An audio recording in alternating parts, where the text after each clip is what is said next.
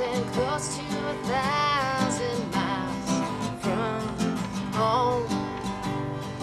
Packed up the car, set out on a pilgrimage all alone, with visions of my mother's face and her eyes that screamed out, "Fool!"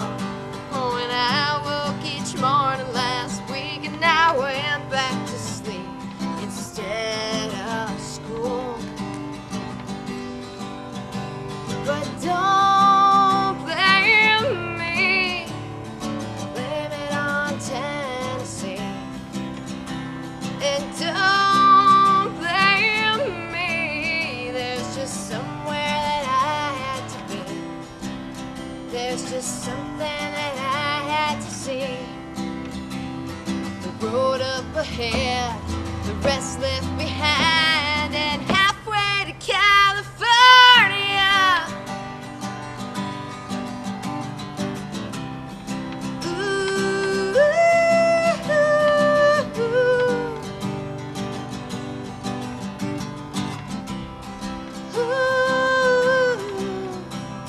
sick of no fun, only work to be done. So I packed my bags, revved up the car, and placed my guitar in among the racks. Into the night, I drove outside the light in my stars, past rusty chrome of old motorhomes and my daddy's bar. But don't blame me, blame it on Tennessee. And don't blame me, there's just somewhere that I had to be. There's just someone that I had to see. The road up ahead, the rest left behind, and halfway to California.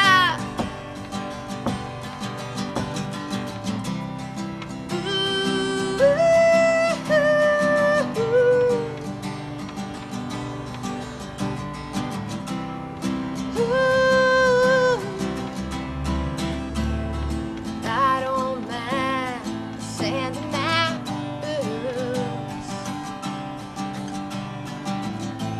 or wasting the day with the ocean tide.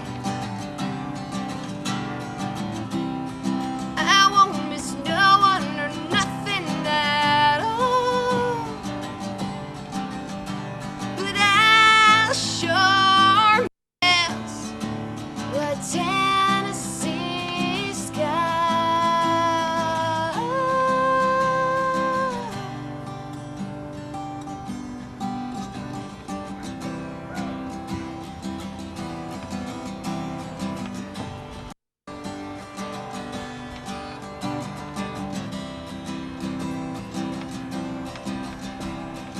Life never nearly comes close to your plans.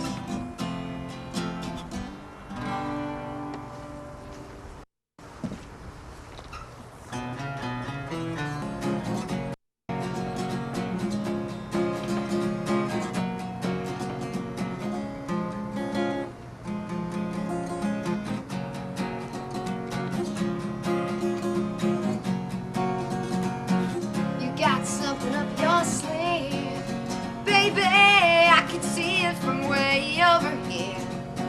When trying to make us all believe, when you say you got your eye on the prize, I come and think you're faking it. Come, you're faking.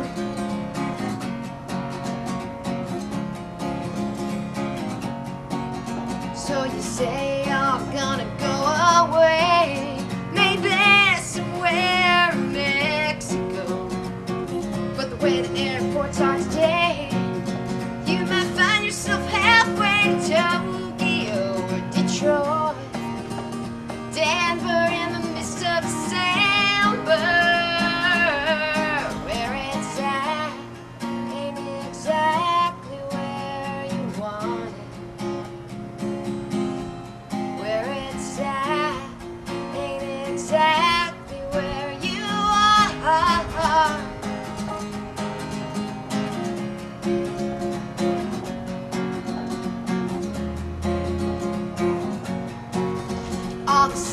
are packing in the house on the holidays, while the saints go walking unnoticed down the streets of New York.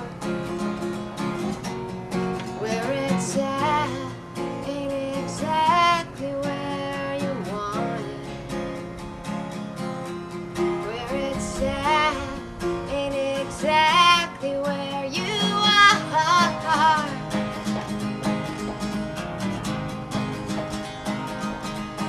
I wanna dig a hole to China. I wanna dig a hole 18 miles deep and 26 miles wide. I'll ask the people that I find who feel the same way as me inside, if they wanna live underground until the new revolution is founded. Once the smoke clears after 4 more long years of hell.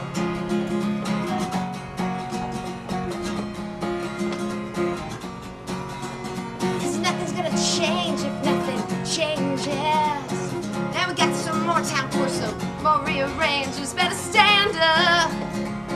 Pick up your sleeves, stand up. Yeah, we'll make them leave. Stand up, stand up, stand up, stand up, stand up, stand up, stand up, stand up. I'm gonna live underground till the new revolution is founded.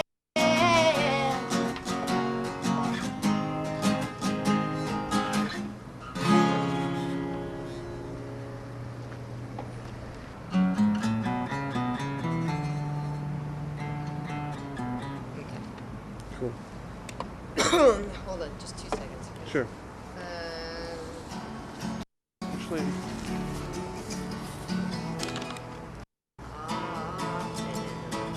That's what it is, it's straight. okay, I want to be over here, just so you know. Okay. This is so funny. I was not prepared. Okay. Could I do 2 more just in case one comes out better than the Yeah. other? Okay, do one and then take a break. Okay. Yeah, I don't want you to be Yeah. late or something. Okay, you tell me when to go. Okay, anytime.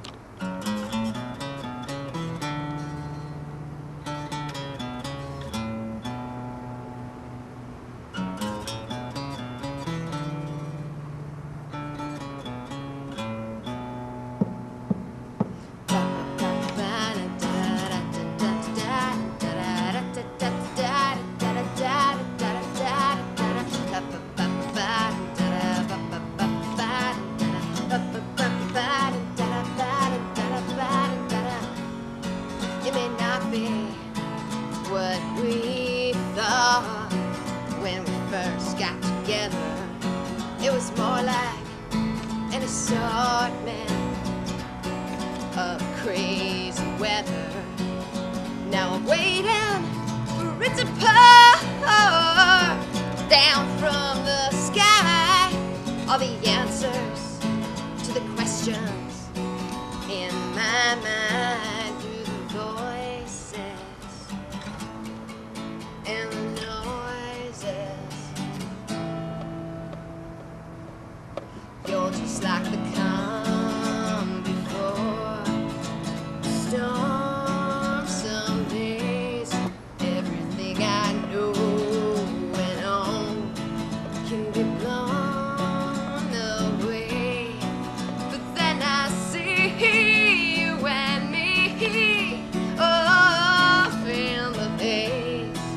We can be safe and make it safe through the dark of the night, holding tight onto the hope that I can be all that you need. Yeah. But the wind is getting stronger, it's getting harder. We travel on our log round and stick around through the voices and the noises. You're just like the calm before the storm. Some days, everything I know and own can be blown away. But then I see you and me off in the days we can be safe and make it safe through disarray. If you forget, ba ba ba ba ba ba ba ba, ba na na na na na na, ba ba ba ba ba ba ba ba ba, ba na na na da da da. The calm before the storm. Some days, the calm before the storm. Some days.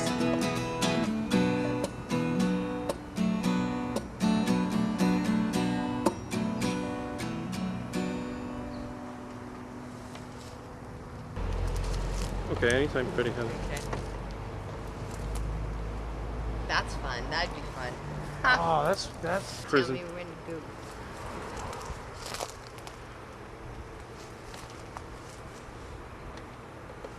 Oh, ah, ah, oh, ah, ah, oh.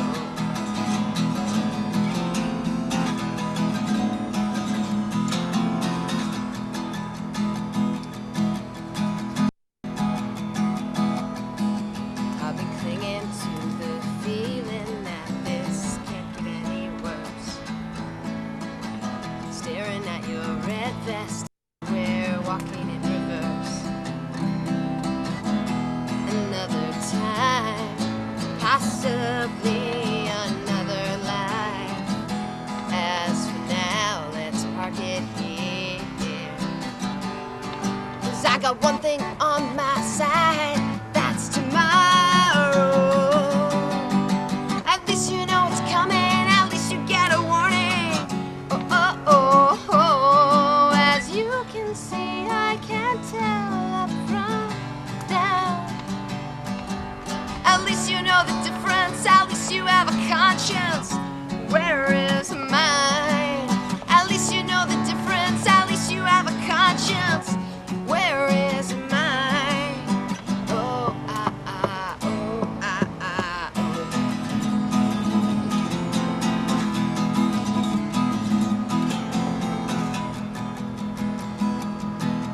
I'm maneuvering a U-turn now for everybody's sake. Keeping it in neutral as I'm tapping on the brake. There you go. Oh, Sam, the situation. Somebody always plays the top. But I got one thing on my side, that's tomorrow. At least you know it's coming, at least you got a warning. Oh, oh, oh, oh. As you can see, I can't tell up from down. At least you know the difference, at least you have a conscience. Where is mine? At least you know the difference, at least you have a conscience. Where is mine?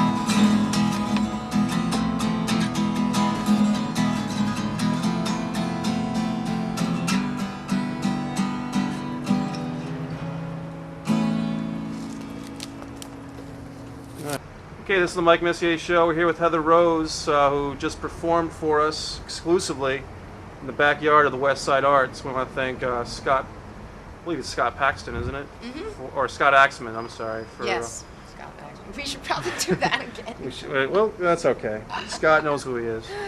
He does, and everyone else should know who he is. Scott runs this little West Side Arts place as well as Renaissance Church and hosts acts like Heather Rose. Heather, how long have you been performing as a musician? Geez. Maybe 11 years or so. I started very, very young. It doesn't mean I'm old, it just means I started very young. Yeah. The band, the Stereo Birds that I'm with, we've been together for a good amount of that time. And recently I've been doing some solo work, and what you'll see, or what you just saw, were some of my solo songs. What's the difference between being with your band and being solo?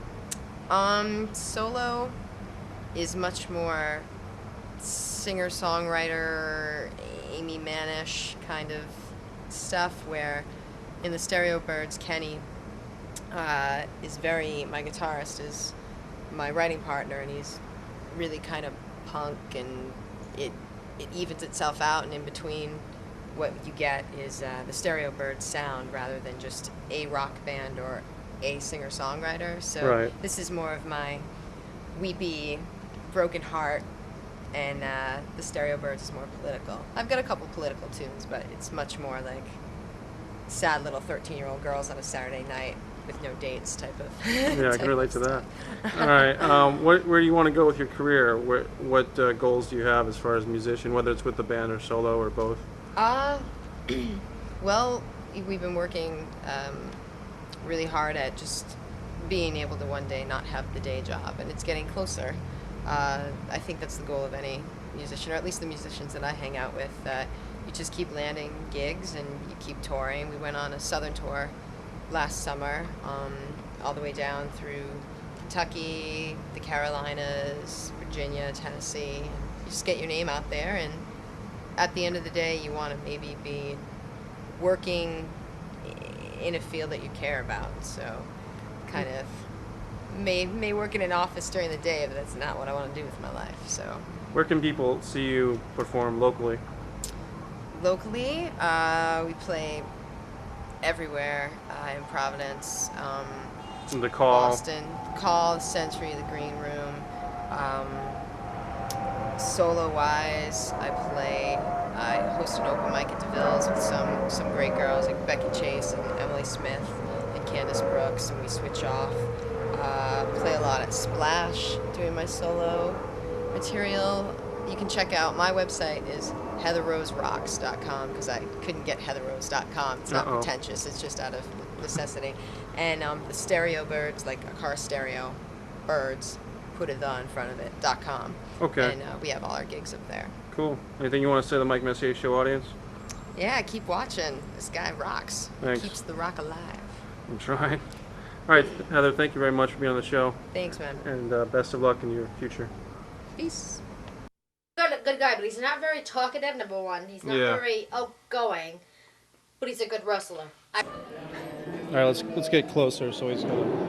Yeah, hey, don't get too close. Yeah. What kind of show is this? All right, homosexual hour with Mike Messier. Okay, the Mike Messier Show is on location here at beautiful Taza, which is downtown Providence. I think on Waybossett Street, and I'm here with author. You know you're sitting too close. Right. With author Jaime White, who's just published Tattered, Clad. Terry Ruth. So what are you doing here, Jaime? If Terry Ruth wrote the book. She couldn't make it. She asked for me. She said, "Could you speak on my behalf?" And I was like, "Yeah, hell yeah." If you read the book, you'd say the very same thing. Tell us about the book. Tell us without ruining it, but give us a little sample or a little synopsis, if you would, Jaime. Okay. On behalf of Terry. On behalf of Terry. I can do it in two ways. One way. The name of it's Tattered Clad. And if you can envision yourself as the subject of a Pablo Picasso painting, walking through the ethereal landscape of a Salvador Dali painting while reading Tattered Clad, then you'll have a pretty good idea of what it's about. And then there's the other side, because some people like, well, what's it about? And so it tells the story actually of a guy whose name is Steve Berman, and he has 4 personalities, 2 of which are women, one of which is his therapist. And it's kind of his perception of the intermingling of the personalities while he's on the dating scene. That's pretty much it in a nutshell. Outside of that, it's just fun, crazy, wild, and well, erotic, if I can say that on TV. Okay, and what are your hopes that this book is going to do for you and your career as an artist? Wow, that's a very good question. I don't know. I just want people to read it and then enjoy it, or to have some kind of feedback, actually. If it's like, I hated it, bring it on. I'd be curious, but if they love it, you know, whatever words they want to share with me in regards to it, I'd appreciate. And that's why we have a poster, too. I'm kind of curious to see, you know, what the image itself has done to people, like what kind of impact, like how do people perceive it? You know, what is their relationship to it? Right. So I guess, and to sum it all up, and I would just, again, like people to enjoy it, you know, and that's pretty much it, you know. Well, there's also, like, I'm working on the screenplay version, or the adaptation of the film. You put it way too close. I'm working on it as a film project as well, so, you know, hopefully people will enjoy it in that medium as well. So maybe that's where I'd like for it to go, is, you know, in the way of a career. What were some of your influences as a writer? What are some of your influences, books or particular authors that you've enjoyed as a reader? Well, the material of Messier is pretty fucking wild. Schtick Man, guy kicks ass. Outside of that, you know, Chuck Palahniuk's work, you know, has been an inspiration. You know, I had worked with his agent for a while, which is kind of nice. You know, he kind of was a good foundation, kind of kept me grounded for a while. And He wrote Fight Club? He wrote Fight Club, yeah. He's written about 6 or 7 of the books as well, and they're all very good, I must say. And he, you know, the manuscripts of Nietzsche actually have always interested me, because it was always about fiction. You know, I'd like, you know, the realm of philosophy and mythology. And but yeah, in the way of fiction, other authors, I'm trying to think. There's Hunter S. Thompson has kind of interested me in some ways. And I'm trying to think who else now. I'm not sure. I can't think of this. Yeah. Good list. Yeah, I know, like, you know, Kurt Vonnegut has kind of sparked an interest, because I had seen a film recently called The Breakfast of Champions, which was probably, you know, the best work Bruce Willis has ever done, and maybe even Nick Nolte too. And it was just like one of the characters was based on Kilgore Trout, which I believe is a character of Kurt Vonnegut's. I'm not really sure. It's still a realm I'm, like, you know, indulging within, I guess we can say. And so thematically, because they talk about Kurt Vonnegut's writing style, I could see some similarities. You know, so I'm interested in reading his material, and hopefully it's good. I hope it's a good comparison. You know. Okay, last question for Jaime White, author of Tattered, Clad, which can we find that in bookstores or internet? How can we find that book? Right now, it's not available on bookshelves yet, though the manager of the Borders bookstore here in Providence would like to stock the shelves, and we're working on that, you know, right now. And yeah, it's available at the party right now. And through the internet, I guess people could, you know, send me an email, which is, you know, navian@excite.com, and we can, you know, negotiate, or we can get together and we can do a sale thing or something, or I can send out a copy.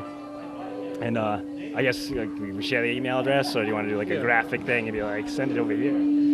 I'll figure that. Don't worry about it. Cool, nice. But it will be on bookshelves relatively soon, I would imagine. I know there's a few different local bookstores reading through it now to see, you know, whether they're going to want to carry it, and hopefully they will. Okay, just one more question. I want to thank Jeff for doing the camera work for this interview. Doing a great job. Final question is, having the book release party, it looks like, you know, you've rented out this really nice restaurant. They have really good chocolates and everything. How does that you hope to help promote your work by having a release, just so artists out there know if they're going to release their work, what does this event signify? What does it do for you? How does it get the word out there? I don't know. Actually, I just hope people like enjoy events like this. I mean, this is why I like to go out, and I'm hoping these kind of events bring artists together. I mean, it obviously already has, and it is doing that. And I mean, we've got Gordon Helligers and Bala Tunkara playing their core instruments. We got Crazy Bill here. It's Mellow Bill. Mellow Bill. He needs a new castle. Probably can't afford it after he sells this book to all the other people who come tonight, like us. I've never seen him so normal. Wait, don't get that wrong. I love this guy. It's fantastic. Thanks, Bill. All right. Seems like 420 every day of the week for Bill there. All right. That is possible. That is. All right, Jamie, thanks a lot. Any final words for the Mike Messier Show audience? Ooh. I don't know. Keep the art going. Bring it all out in any spectrum you can. I want to hear it, see it, in any particular realm, whatever you do. Keep on creating. Cool. Thanks, Jamie. All right. Okay. Mike Messier Show is having a lot of fun tonight. We've seen Heather Rose, seen Jaime White at his book signing, and we might see some comedy later on. So we'll wrap this up and back to more crap from the Mike Messier Show. Okay, can I give a little stand up? Party to come here and do some comedy. Give him some love, ladies and gentlemen. Critics' own Derek Bender.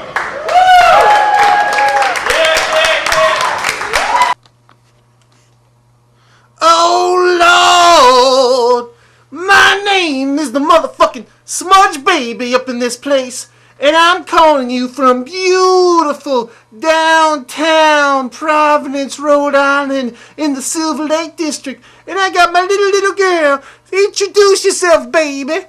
My name is Norma Jean. This is Norma Jean, baby, and I'm sweet Smudge Baby, and I'm here to tell you a little joke. Now you understand? Smudge Baby and Norma Jean, we were walking into a talent agency, you understand? We sat our sweet asses down, and Mr. Talent Agent Man said, "Well, Smudge Baby, I see you got the charisma. I see you got the body. I see you got the tattoos, baby. But let me understand something. What is your act?" Oh, Lord, and Smudge Baby said, "Well, baby, me and sweet little Norma Jean come on stage. I open up my sweet little legs.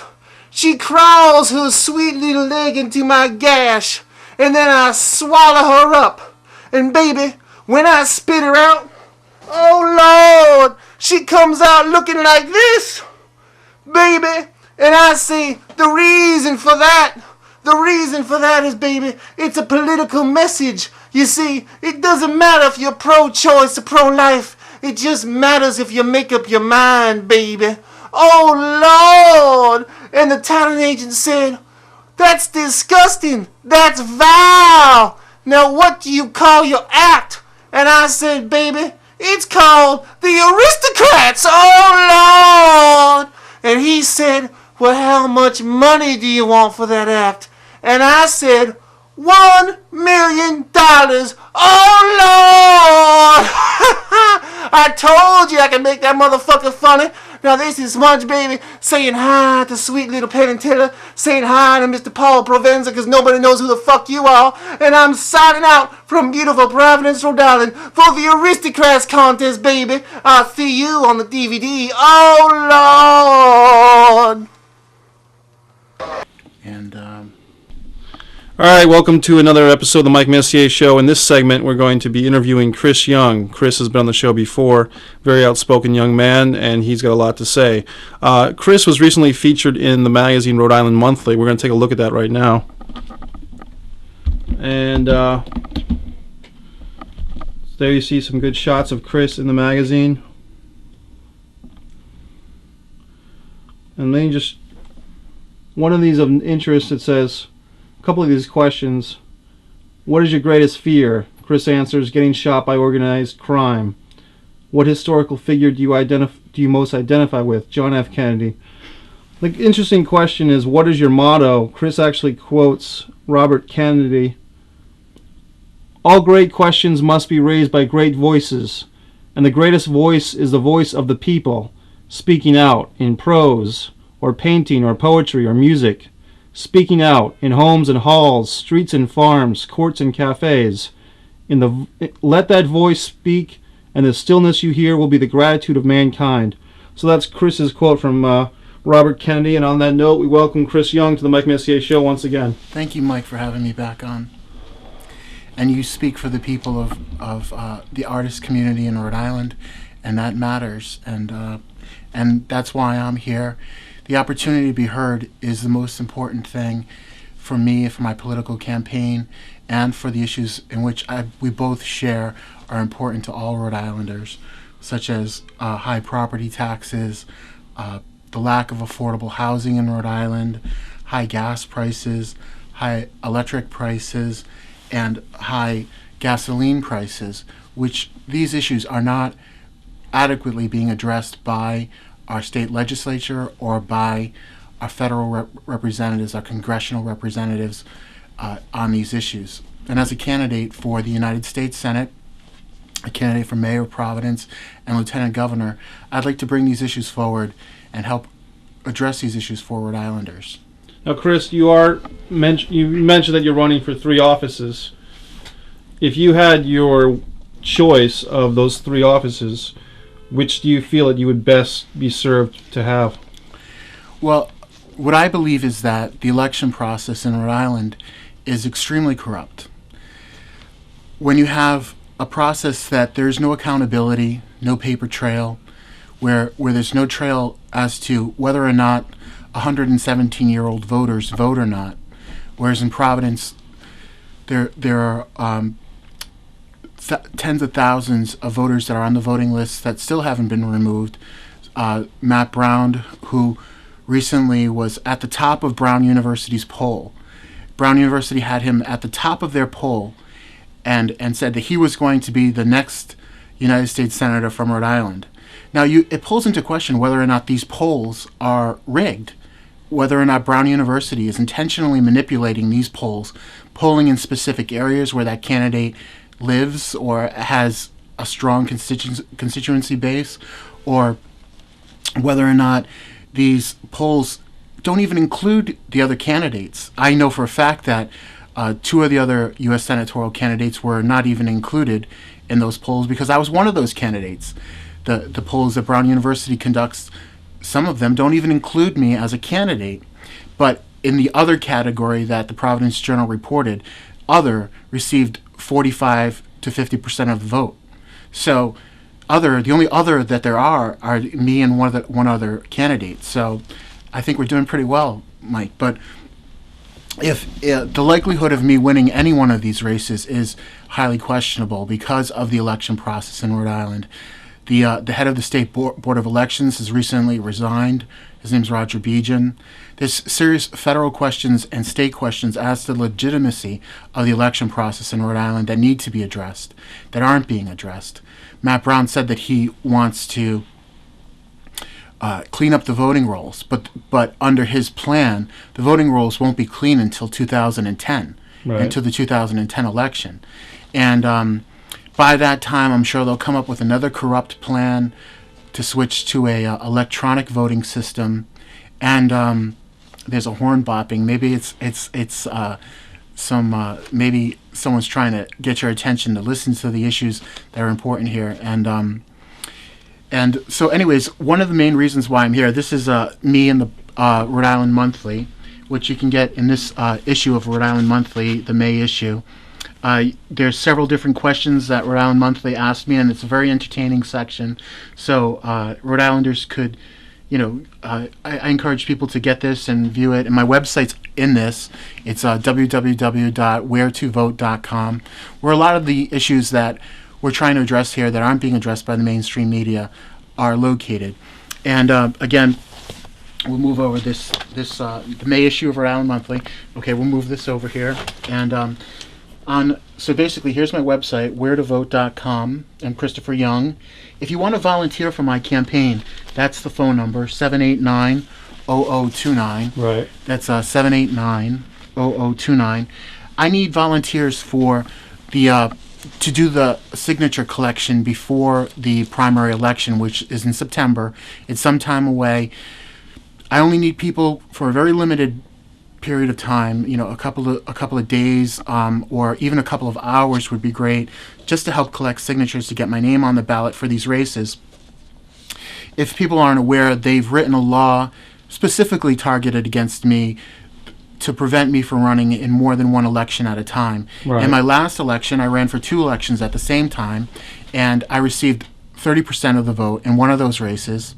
And I didn't spend any money on campaigning. I didn't take any money in campaign contributions. And this is the only reason I can think of that they would write this law to try to prevent me from running in more than one election at a time, because they can't fix more than one race at a time. It's harder for them. It makes it, the mafia, organized crime, has to hire more people, which, I mean, I'm creating jobs. That's true. But I would rather prefer not to create those jobs and have fair elections. But if the mafia chooses, they will create these jobs by hiring people to manipulate the elections, and they do this in several different ways. The only way that they can do this is if they have possession of the UPC codes and the applications to vote. There's an application that you sign when you vote. They have to have an equal number of applications to vote as ballots. And so they're forging signatures in these applications to vote. Some of these people have passed away, have moved out of the city, and some of them are 117 years old, as Kevin McKenna pointed out back in the mayoral run for the mayor of Providence several years back. All that information is on my website, wheretovote.com. You can see the articles where we try to get these people removed from the voting lists, and after all these years, they still haven't removed them. And these names are what they allegedly used to make these forged applications to vote. And if this is forgery, this is a crime, and this needs to be addressed. So, and Chris, in the Rhode Island Monthly, they said, "What is your?" I'm kind of paraphrasing, but it's something like, "What is your greatest fear?" And you said to be assassinated by organized crime. And I take it that you're not joking when you say that.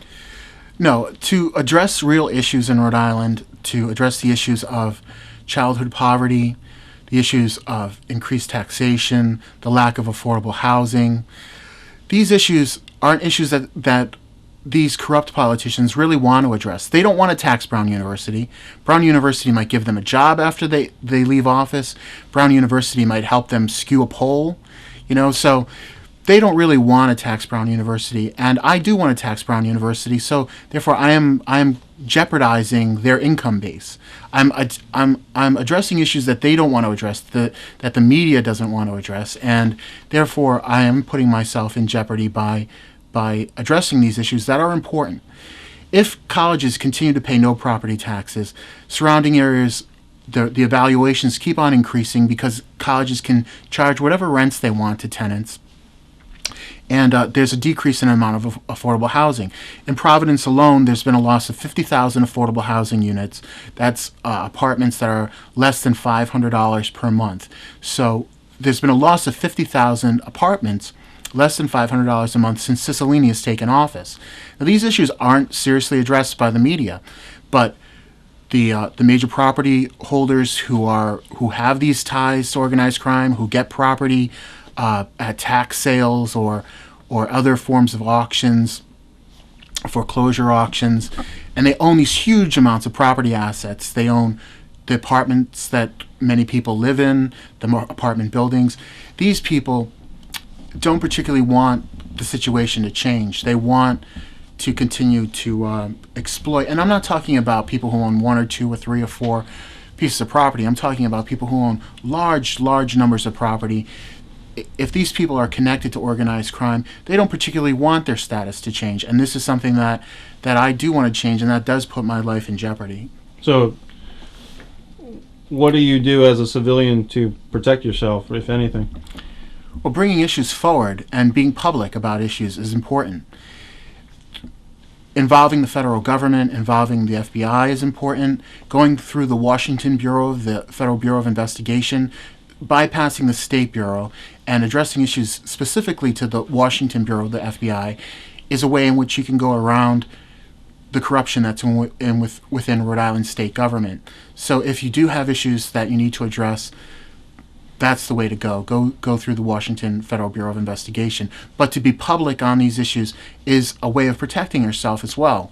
But to fight for these issues is important. Like, take for example, recently Cicilline wanted to close Nathan Bishop Middle School, which, we were at the public meeting there, and hundreds upon hundreds of East Side residents testified that they didn't want this school closed, that they wanted the school in their community, yet Cicilline still is proceeding with that action. This is the same government, the same city government that built a school on top of an old city dump, right? And decided that it would be more prudent to build a school recently. Providence built a school on an old city dump, and then to build it on another site, and then to vent the methane that's produced by this old dump away from the property, not to hurt the children. And so what do they want to do? Again, they want to build another school on top of a toxic site, which is the old Gorham manufacturing plant, where they used to work with silver, and there's toxins in the soil that are more toxic than lead. Right. They want to build another school on that site, another school, and a YMCA on that site, and it's unbelievable. You have a huge corporation like Textron that owned that property that said, "Oh, we don't want to clean it up," and they let it go so that the city could take it for tax sale. All right, it was abandoned by Textron, and Textron has the potential liability of billions of dollars, because this property, they own this property. They were the last owners of this property. This property, the ground soil has been determined to be contaminated by DEM, and the pond that's adjacent to it, the fish in that pond, DEM has determined they have dioxins in them. Okay, that this site cannot be cleaned up. Okay, what they want to do is they want to put 1 foot of ground soil over this toxic soil with a permeable mesh. First, they're going to apply a permeable mesh where water can seep in and out, okay? And they want to put a foot of topsoil only on the hot spots that they've determined are hot spots. But there's no criteria in which they use to say, oh, we tested every 2 feet to determine where the next hot spot is, okay? Yeah. They just said, okay, whether these hot spots are in these areas. There's nothing saying that this is the way that they did it, that they checked every 2 feet. So they really don't know where the hot spots are. And also, this toxic material has seeped into the ground basin below the topsoil, and there's a watershed underneath that. That watershed is also contaminated. That watershed, like I said, seeps into the pond right next to it, Mashpog Pond. But most people aren't aware of this. Mashpog Pond connects into all the ponds in Roger Williams Park through an underground watershed, okay? And that watershed also connects to the Patuxent River, okay? So there's been a lot of talk about why is the Patuxent River contaminated. Well, this could be a major reason, and we're talking about hundreds of billions of dollars. And Cicilline, in a recent meeting, the city council for the city of Providence was just going to say, okay, well, let's forget it. Let's just start building right now. Let's just start building. We'll forget about studying anything or whatever. And this is someone that Cicilline put into this position. So the question is he acting on the benefit of the children to build a school on a site where there's toxic materials? Is he acting on the benefit of the community and the parents in that community? Is he acting on the benefit of the children that will participate at the YMCA that they want to build at that site? I say no, and I say that these issues are serious issues that need to be looked at on a federal level. If Textron is using its position with this city to avoid the civil liability that's involved with the toxic materials on this site, that needs to be addressed by the federal government.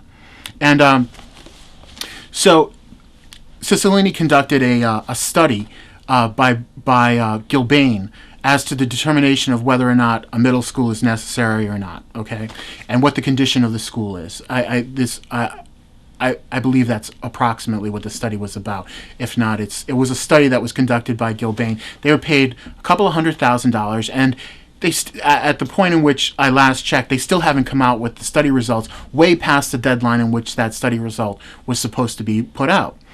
But now this is Gilbane, who also received the contract to redo the Civic Center. So Cicilline has issued $200,000 to do a study by Gilbane. They're not producing the results of this study. And Gilbane suddenly has the contract to do the Civic Center. This is a multi-million-dollar contract for a renovation of the Civic Center. Now, why is this? Well, if you look at David Cicilline's campaign contribution reports, you'll see that many employees of Gilbane are contributing to his campaign. Right. I mean, tens of thousands of dollars in campaign contributions Cicilline's receiving. Is there any type of investigation by the state's attorney general in regards to this conflict of interest, an ethics code violation in any form? No. Why not? Why? And these are issues that affect children. They affect the development of the city. They affect the benefit of the Civic Center, the renovation of the Civic Center. So these are issues of corruption that need to be addressed. But specifically, getting back to some of the main important issues to Rhode Islanders that need to be addressed, people can go to this website right here, wheretovote.com, and they can find out more information. But also, they can volunteer by calling 789. I'll put my finger over it. 789-0029. Okay, 789-0029.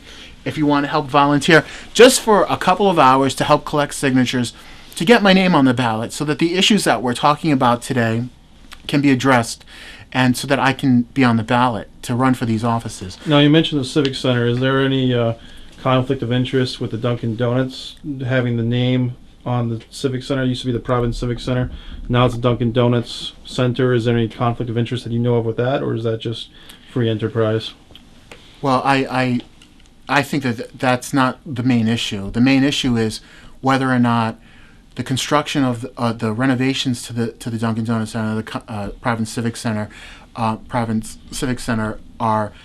the construction company Gilbane, who's doing the construction renovations on that property, whether or not they've contributed to Cicilline's campaign, whether or not employees of that company have contributed to Cicilline's campaign, and to what effect that has on the determination of them getting that contract. Is that a political, you scratch my back, I scratch yours type of situation? Yeah, and we've had these type of situations in the past, allegedly, and we're trying to stop that. And we don't want the cast of The Sopranos running Providence city government. We don't want our property taxes going up 300%. We don't want our rents going up because landlords pass those property tax increases onto their tenants, and there's no affordable housing. Everybody's working nonstop to pay their rent, to pay their property taxes, and their lifestyles aren't improving. Gasoline prices are going so high, but there's no federal address to this. The congressional delegates from Rhode Island are not doing anything about it. What can be done about it? They can implement federal rate control as to the price of gasoline. They can under the Reagan era, they had federal rate control when it came to the price of gasoline, and it set a standard that the international companies had to comply with that forced them to reduce the price of gasoline after a certain point. I was looking up statistics on what the cost is to Rhode Islanders in regards to increased energy prices, and for a family, that the average median income in Providence is about $20,000 a year, $23,000 a year. These increased energy prices amount to 9% of their income. Wow. It's between 9 and 13% of their income goes to the increased price of gasoline and other associated increased energy costs. So, I mean, in Idaho, BYU students are selling their blood so that they can buy gasoline. I mean, to sell your blood so that you can drive. I mean, they're literally taking the blood from people so that they can have this basic need of transportation. Yet our federal congressional delegates are doing absolutely nothing to curb these enormous increases in the price of gasoline. What about alternative forms of energy? Isn't that a possibility that's been ignored for the most part? Yeah, well, it has been for decades. But the reality is there's an abundant supply of gasoline. There's an abundant supply of gasoline in the oceans, but also the resources that are currently existing still can supply the exact same amounts as they were supplying 2 years ago. These are inflated prices that are intentionally geared at creating profits, huge, enormous profits for the for these oil companies. So, anyways, there are a lot of issues that need to be addressed that certainly are not being addressed by these political leaders, especially when it comes to the price of gasoline. And one other way that they can reduce the cost of gasoline is that there is a gas tax. When you buy your gasoline at the pump, there's a gas tax. Now, this gas tax federally is 18.4 cents per gallon, and on a state level, I did some more research, so these are the for the what other states charge in the price of gasoline and diesel, okay, for a state tax, okay. Well, Chris, can't really pick that up too well on the camera. Yeah, so no, if someone wanted to find that on the internet, where would they Google or whatever? They can go to my website. I'll put it on my website. It's wheretovote.com. That's WHERETOVOTE.com. And I'll put a link on my website. Also, if you want to volunteer, again, 789-0029. Okay. 789-0029. So now these, just to make it clear, these are not paid positions you're looking to hire. These are volunteer positions. Just volunteer positions. I don't take any campaign contributions. I'm addressing issues that affect every single Rhode Islander, everyone that has an apartment that's paying too much in rent, that can't afford their apartment, that can't afford a place to live, everyone that can't afford these increased cost of gasoline, the increased cost of utilities, electric and gas. I was looking at my gas bill and my electric bill. It's doubled, It's unbelievable how much my bill is, Every Rhode Islander is paying these increased prices of electricity and gas to heat their homes, but also gasoline to run their cars.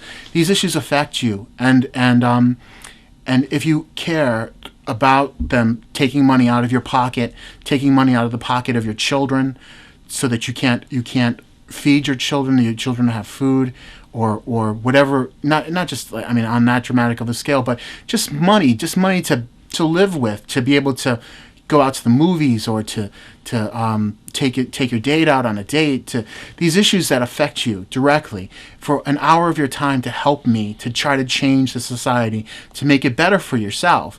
Please, call this number. It's 789-0029. And you can just volunteer, and it's 789-0029. Or you can go to my website, wheretovote.com, and you can see some of the issues in which I stand on that are important to you and important to the society. Now, Chris, is it fair to say that you're like the Ralph Nader of Rhode Island, or is that something you wouldn't want to be called? I'm not in the pocket of any organization. I don't take any money to run the Democratic Party in Rhode Island. I'm a Democrat. I'm running as a Democrat in the upcoming September election. I believe the election is on September 12th, the primary. So I would like you to turn out to vote. Even if you don't want to vote for me, at least vote in the primary. And the primary is September 12th, 2006. And get set for that. Keep it in your mind.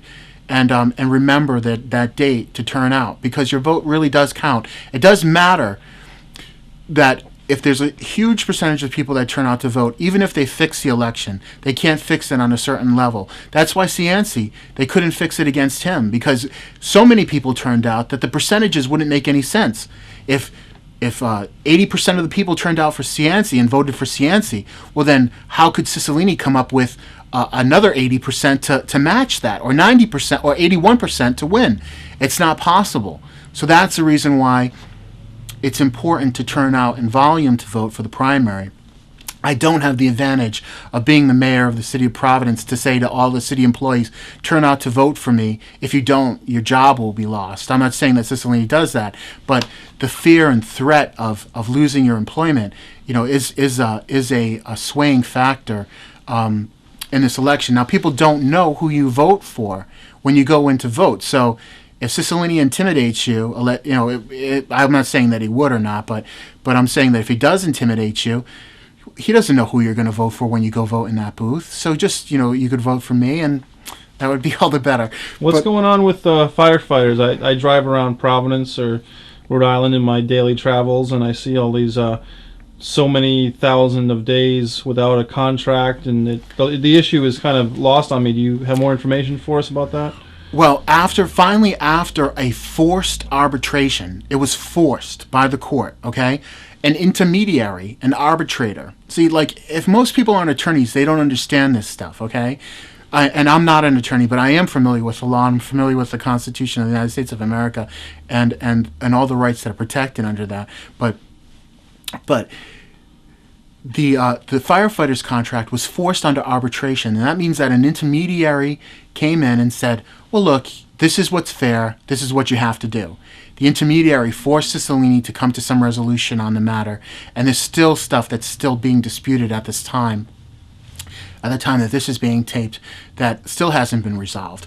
But it was after like 1,400 days, or the exact number escapes me. But it's just obscene, you know. It's obscene. I'm sorry.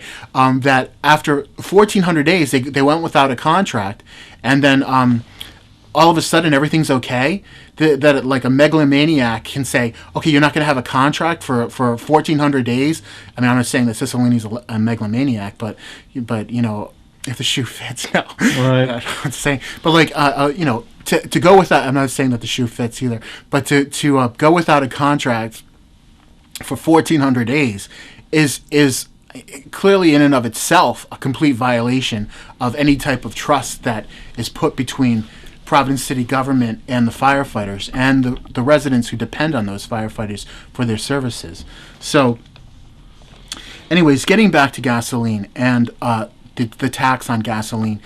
To remove this tax when the price of gasoline reaches a certain amount is something that our federal congressional delegates should be forcing within the legislature, within the Congress, and they're not. And this is something that I would do if I was elected to the United States Senate. I would force the removal of the federal gas tax, which is 18.4 cents per gallon. And also, Rhode Island applies a gas tax as well, which is the second highest in the country, according to these statistics, okay, Yeah. that go state by state, and they break down what the taxes are per state. Rhode Island has the second highest gas tax in the country, which is 30 cents per gallon on gasoline and 30 cents per gallon on diesel. We said second highest? The second highest Who's in the the country. highest, just out of curiosity? New York. Okay. New York State.